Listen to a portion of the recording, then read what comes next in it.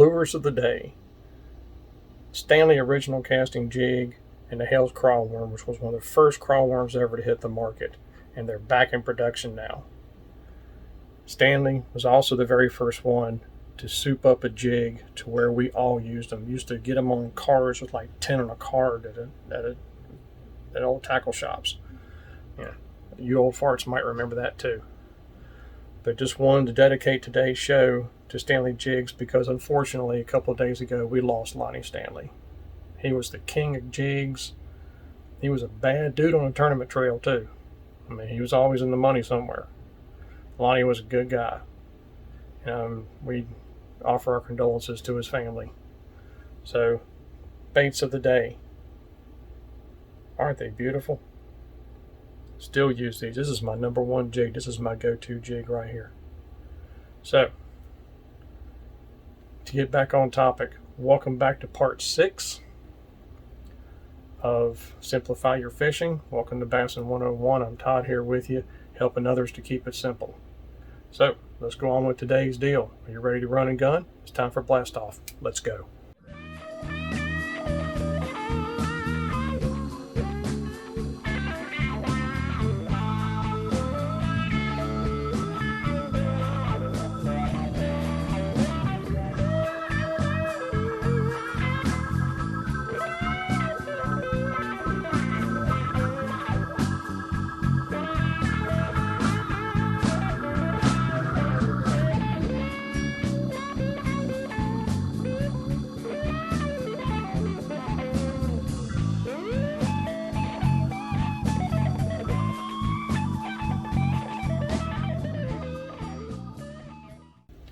Okay, folks, like I promised last week, we're going to do kind of a different deal on to Simplify Your Fishing today. We're going to talk about a guy in this article right here. Unfortunately, he lost everything he had and had to start from scratch. And the way he did it is exactly the way I'm trying to describe to you people. This is a February 1986 Bassin magazine, which is no longer in production, unfortunately. But this was kind of the local version, or maybe a downscaled version of Bassmasters.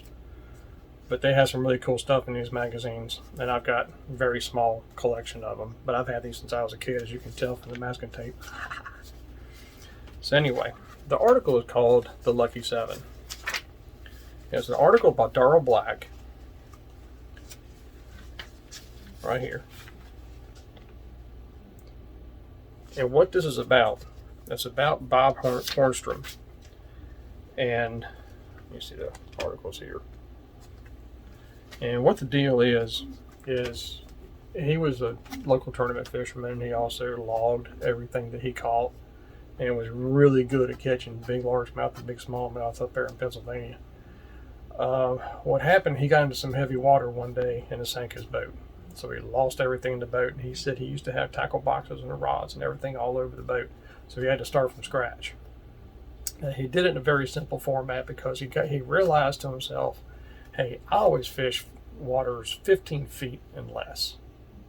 So let's just stock for 15 feet and less and use only the baits I know I'm going to catch fish on. I don't know, we all do that. I'm guilty of it too. But that's a very simplified way of doing things. Now, he didn't mention the kind of box he chose. That doesn't really matter.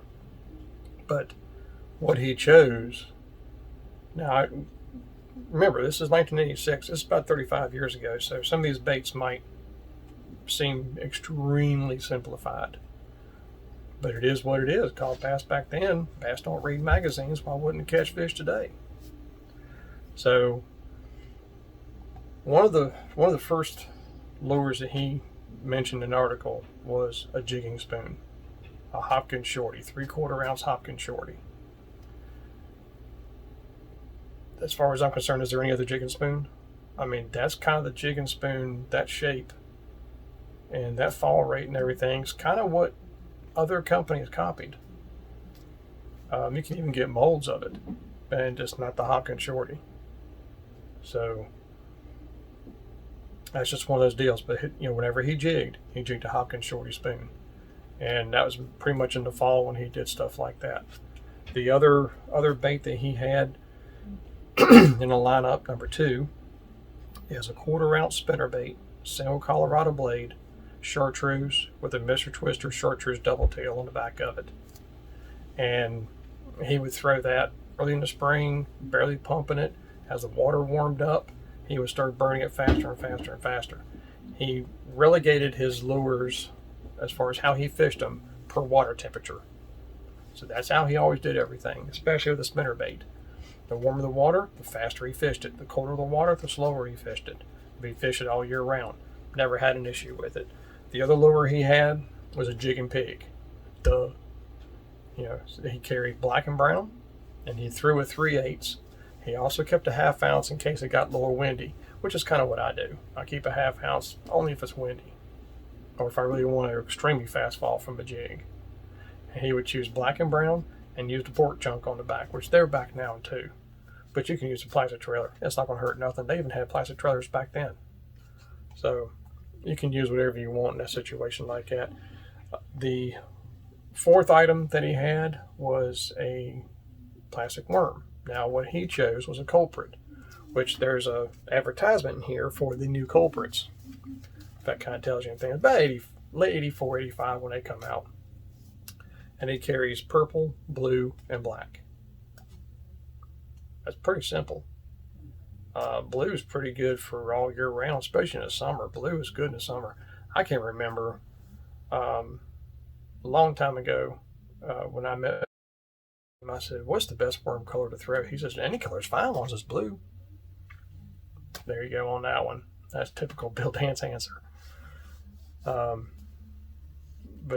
he would use that with a 3/0 hook, and he'd fish those mostly in warmer water. Of course, that's just kind of a given right there. The 5th bait is a Bagley DB3.